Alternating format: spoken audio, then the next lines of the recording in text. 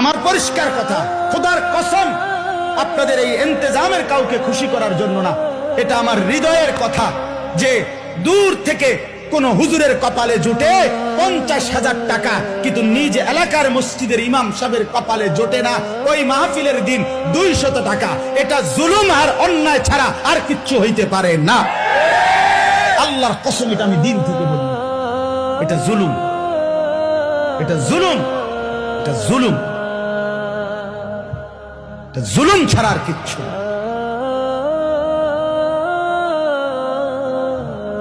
কেউ 1 ঘন্টায় 60,000 টাকা পাবে, আর বেচারা ইমাম একটা মাস খোদার 30 দিন মালিকের ঘরে পড়ে থাকে, মালিকের ঘরে সেজদা দেয়, তার কপালে 8,000 টাকা বেতন জোটে না। মুসলমান, এর জন্য আল্লাহর কাছে জবাবদিহি করতে হবে, কোন সন্দেহ নেই, কোন সন্দেহ নেই, আল্লাহর কাছে জবাবদিহি করতে হবে।